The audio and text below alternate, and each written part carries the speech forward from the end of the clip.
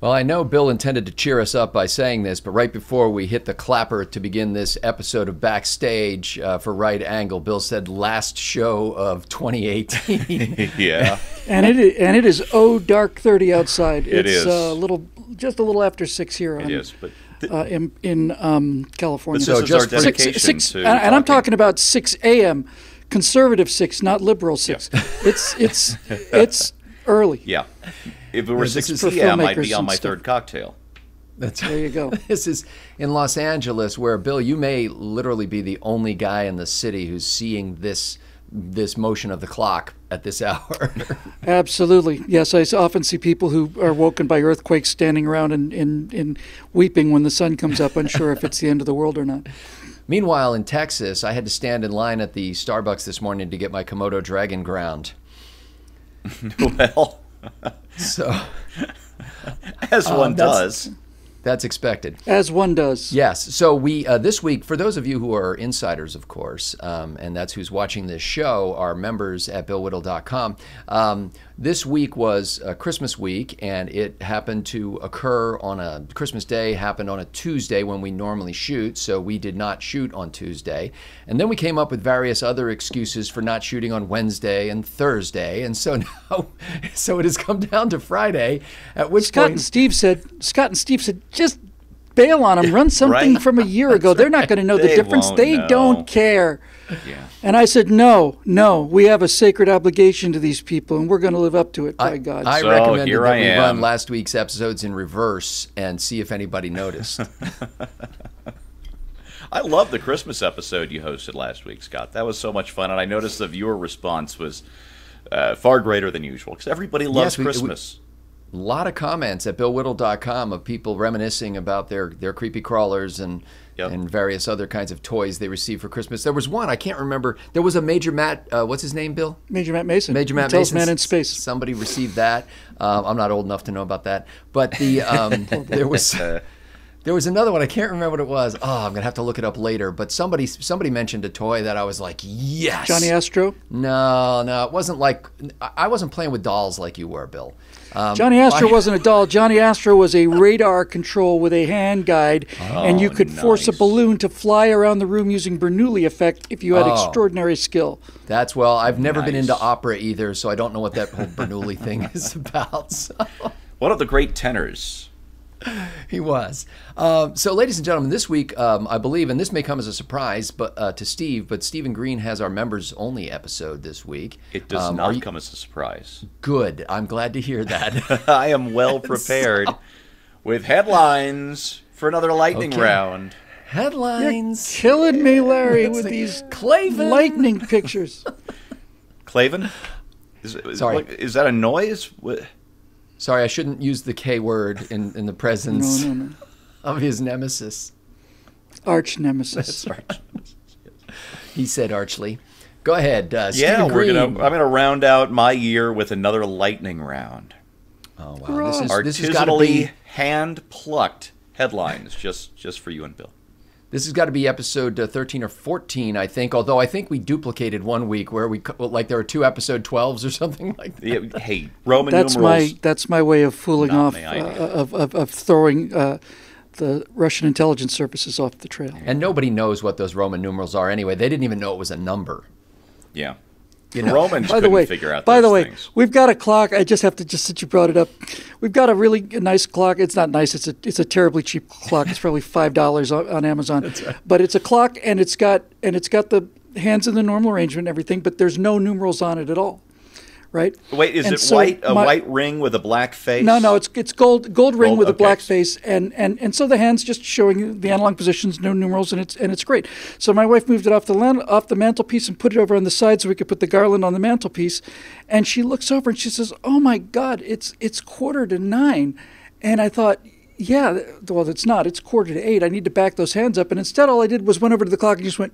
Like that. and now it's There's your 10 to 8 daylight or whatever. savings. I'll tell you what, that was relatively easy for Bill to do now, but back when he was using a sundial, it was much more difficult. Yeah.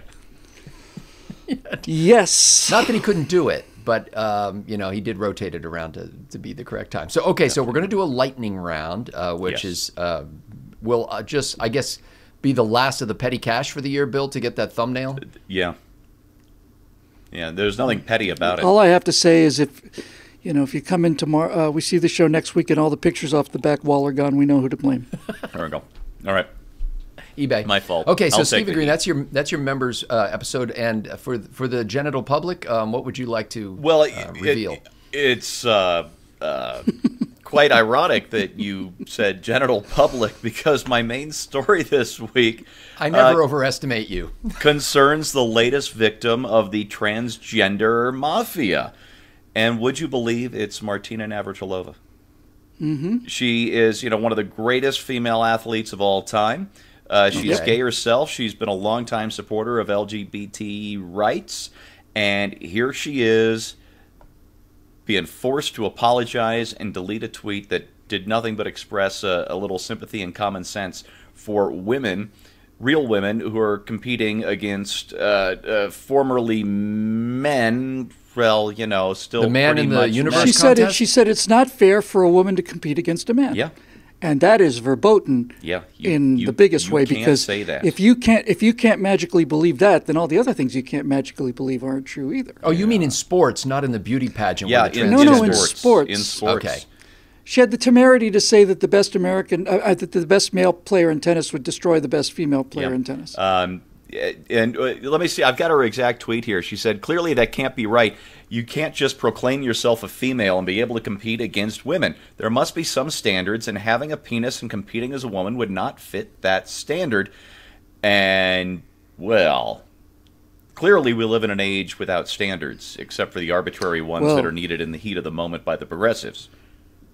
Double plus on good thought thing. Oh, yeah. I must report to the Ministry of Love. Room When the 101, progressives take wasn't it? over, the first people to fall under the guillotine are the progressives. Yeah. Oh, the left gotta always take out eats their its own own, kind. Scott. And there are so many angles to this story. I'd been planning on sticking mostly with the biology of it, but there are a lot of political angles too that you and Bill have both just brought up. So you guys run wild with this one. Well, yeah, and it's not just reproductive and excretory apparatus. I mean, there's a lot more that goes into being male. Yes. And part of which is the ability to kick the ass of any female tennis player that That's you right. choose. Now, I'm sure Martina can If you're kick the my best ass in in the world, tennis, but, I haven't played tennis in 30 years. Whether you like, Nanette or Jimmy on the Mickey Mouse Club, doesn't affect what your muscle density and your and your bone strength and height are going to be, and it doesn't affect the leverage of your hips and all the rest of this stuff. Unfortunately for them, those things are immune to their. It's what Bill is saying is it's not just what kind of funicello you have. That's Oh man, I saw her in. No, I didn't. You never did. Warming up at the CBGB for Talking Heads in '77. So anyway, okay, so that's Stephen's topic. Oh, by the way, I did see a headline that transgender activists are now saying, or I guess they probably didn't write this as a polite letter of request to the studio, but they are demanding that the next James Bond be transgender. That'll work out just as well as what they've done with Star Wars and Star Trek and Ghostbusters and everything else. I hope they do. I really do. You got to. I'm a huge Bond fanatic. My wife and I spent the summer, and this is the second time we've done this, watching all the Bond movies in order. And you live with the fact that there are some really great Bond movies. There are some decent Bond movies, and there are some Bond movies where you go, "Wow, what were they thinking?" Roger Moore. Hey. Roger Moore was a legitimate take on Bond, but they made some very questionable decisions for some of those movies. Like, what was one? Octopussy, he spends the last 20 minutes of the movie wearing clown makeup. Bond in clown. No, thank you. No. Just forget those. So you've got uneven quality, but nothing franchise killing. If they make Bond transgender, it's let's get woke, go broke time. Well, I suppose we should say of the transgender activists that we should just live and let die. I think that's true. Such a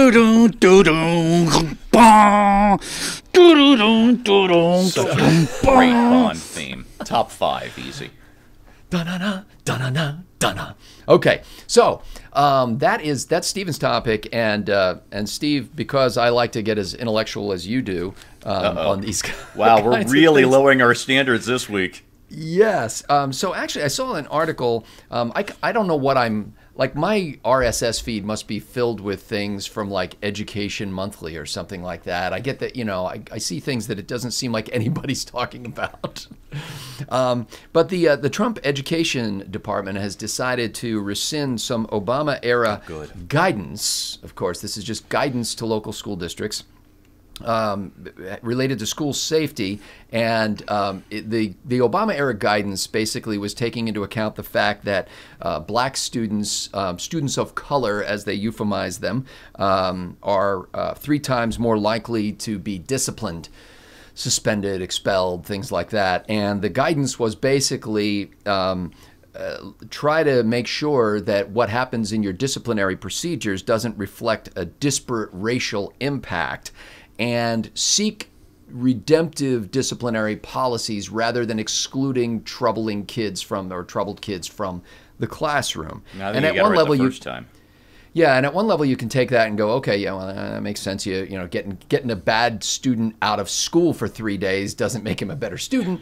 On the other hand, makes the rest of the class better students. Well, and that was the argument. And so conservatives have basically said of the Obama policy, what you're doing is keeping a lot of disruptive kids in the classroom, hurting the educational environment for others, not just the educational environment, but actually posing a danger because, kids who get suspended and expelled are sometimes involved in violent activity.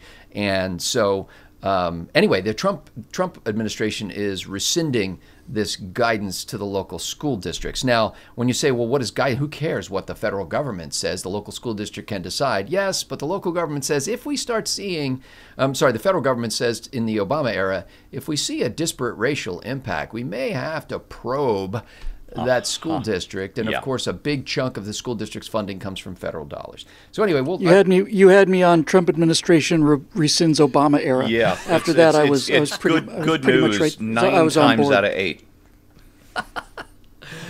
Anyway, I think that that poses some possibilities and interesting quandaries because I don't think any of us would deny that there is probably a racial element to the disciplining of kids in schools. I mean, all of us, for however pure we are with our motives, have a tendency to see our own kind differently than we see the other, as they say.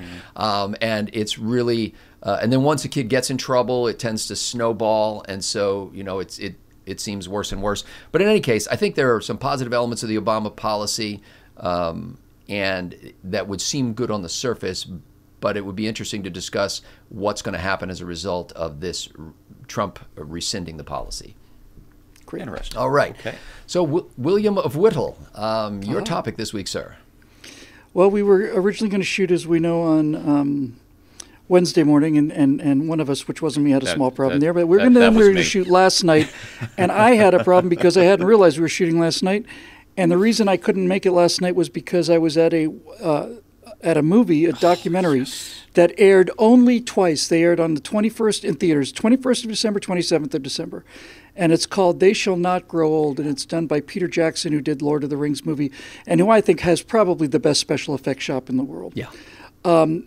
And what Peter Jackson did was in 2014, the centenary of the First World War Committee and the Imperial British War Museum said we would like a documentary to be ready by 2018 for the 100-year anniversary of the end of the First World War. And you can do anything you want to. We just would like it to be kind of, unusual and different. So he got 100 hours of footage from them, 600 hours of interviews that they'd done in the 60s with survivors. And he was trying to figure out what to do with this. And you look at World War I footage, and it just looks so cartoony because, first of all, it's in black and white. It's usually very grainy and hard to make out the details. It's like 2 frames per second. Well, usually there's a lot of scratches and pops and all the rest of that stuff. Cleaning that up is not terribly difficult these days. But what he realized was that the first thing he had to do was to get these guys to walk at real speed. And if they don't walk at real speed, they're always going to look like Charlie Chaplin. They're just not going to look right. So he thought that it had all been uniformly shot at 16 frames per second. That was my understanding, too. If you shoot at 16, you replay at 24, everything seems to go faster. But it turned out that all of these cameras were hand-cranked, and every single one of them was shooting at a slightly different frame rate, so they had to figure that out. And he said we could add, computer-wise, we could add a frame or take away a frame, and even 1 frame per second fast or slow, you could tell it wasn't quite right. He said you could just, and he showed us in our this documentary. human eye is trained for Incredible. human faces and human movement, and that's Exactly. the uncanny valley right there. Exactly. But the thing that's absolutely astonishing about it is that he showed us in the movie. I thought we were going to go right into the enhanced footage, but he showed us something like 20, almost 30 minutes of black and white film, just in 3D, but and in a tiny little box, but gray film, and then I wondered, okay, so he'll probably introduce the color stuff on something big, dramatic, like the tanks or something like this. And by the way, when we get to the episode, I'll pull some footage. You will not believe your eyes. Is this going to be like? Are we going to violate copyright and nobody will be able to see this episode? Well, in that case, we'll just violate the copyright because this is clearly First Amendment commentary of fair use. Okay. And it's a trailer, by the way. It's his trailer. It's not we're taking footage out of a film. It's not already on the internet. So, but anyway, folks, to my utter amazement, he picked a piece of black and white film and just a line of British soldiers walking, and as he pointed out in the following documentary, about half an hour of the picture was how we did it. And one of the things he pointed out was that if you look at almost every single piece of footage shot during World War I, movie cameras were so new that the soldiers simply could not be seen doing what they're supposed to be doing because they're so fixated by the camera. Sure. And he picks this picture of this young kid, and he's walking in a line of soldiers, and he's just staring at the camera. And as he stares at the camera, all of a sudden the frame widens up, and it blooms into color, and it slows down to 24 frames a second, and it's a person. And it's just that simple. It's a person. Wow. And all of these people became people. And colorizing is hard, especially in World War I, because flesh is not a particularly distinct color. It's hard to get flesh tones. Grass and mud, they're all pretty browns and stuff. And you can tell that that's the case because when he showed some dead bodies, and he showed a few of them, the red on the wounds just flies. It just flies at you. But I spent probably at least an hour with these guys. And Peter Jackson is the kind of artist so that when they put together this is the generic British infantryman on the Western Front. He didn't have time to do the war at sea, didn't have time to do the war in the area, didn't have time to do the colonials. He wasn't telling the history of World War I. He was telling this is what it was like to go to war in World War I if you're a British soldier. And he just was so careful. The best thing he did, I think, everything he did was brilliant, but one of the most impressive things he did was he hired a bunch of forensic lip readers. And they came in and they were able to tell him what they were actually saying. And then normal directors would have somebody overdub it in a British accent, but Jackson did the research, find out what part of Britain this unit came from. Wow. In order went to up get there, the correct... Got the correct accent. The whole story is told through quotes from World War I veterans. There's no narrator at all. It's just these people who were filmed in the 60s on BBC telling their story, and it is the most overpowering thing I've seen. You know, when I first heard about this thing maybe a year ago, my thoughts went back about 30 years now, maybe a little more, when Ted Turner started colorizing old movies for one of his movie networks because he bought all the MGMs or somebody's old black and white movies. And I remember seeing Casablanca, or trying to see Casablanca, and Rick's white tuxedo jacket, his white dinner jacket, had a pink tinge to it. And it was just hideous. You took this beautifully filmed black and white movie and just absolutely ruined it. And this experiment ended very, very quickly, as I recall. And I thought, boy, Peter Jackson, he's so good, but if he does what Ted Turner did, it's gonna make the history worse. And then I saw a clip last month. Funny you mentioned that, and, because oh my he God. spent he spent a solid 5 or 6 minutes in the after movie, How We Made the Movie documentary. And he spent about 5 or 6 minutes talking about the morality of colorizing this thing, whether he should or not. He says, I'm dead set against colorizing films that were shot on black and white for artistic purposes. I think that's just defacing the film. He said, but there simply wasn't any color film in the world in 1918, certainly not on the front lines. And he said, we just thought it through, and we said, if we'd gone to any one of the cameramen that shot this footage, you can shoot this footage on color or you can shoot it on black and white. Which would you like? Every one of them would have said color. And so he addressed that issue. He wasn't colorizing somebody else's piece of art. He was colorizing documentary footage that was shot with the equivalent of a GoPro, 4K camera, the best stuff they had. So I'll get into a little more of the details, but a couple of things that I'll say for the ending of it too. But it was just absolutely astonishing, and the humanity of these guys, and their lack of bitterness. I mean, I thought the whole thing would be one giant gripe fest, but these are the actual veterans talking, and they were saying, well, yeah, it was, life on the line was tough, but it was a bit of a lark and some adventure, and when the war was over, instead of jumping up and down and celebrating, all of these soldiers, apparently without exception, just sat down on logs and stuff and just stared into space, and they said, I felt like I'd been fired from a job that I'd had for 4 years. What am I going to do now? Yeah. Wow. Yeah, and these are, these, we would call them boys, but they're young men who were bankers and grocers and wool carters and colliers and people like that who all of a sudden, in some cases in World War I, with very little training because they had to rush them into the breach, doing this thing that nobody could have ever imagined, and then all of a sudden it's over. And yeah. And in fact, in the beginning of the film, when they're talking, because they take it right through, like, here's how we signed up, here's what boot camp was like, here's what getting to the front was like, here's what an assault was like, here's what prisoners were like, and so on. And he spends a lot of time, I would say 20 minutes at least, talking to 10, 15, hearing, no questions, just hearing their voices. 10, 15 veterans, their minimum age to join was 19, and kids who were 16 were joining up. And these kids would come into the recruiting center and say, and they'd say, when's your birthday, son? He said, July 8th. I said, how old are you going to be? He says, I'm going to be 17. He says, well, why don't you step outside and give yourselves a couple of birthdays and come back and see me in a few minutes, Wow. And so a lot of these kids were 16, 17. Yeah. Wow. But they never got bitter. And they're just from a different time. But I love the title of the movie. And it's just absolutely astonishing seeing faces from 100 years ago and watching all of the goofing that they were doing, just all of the playing around and goofing and pushing each other and laughing and always have. Like guys always have. And horsing around. It brought me back 100 years, and it was the most amazing historical experience I think I've ever had. Wow. So you're saying it had 2 showings in theaters. Is it going to go right to video now, or what's going to happen?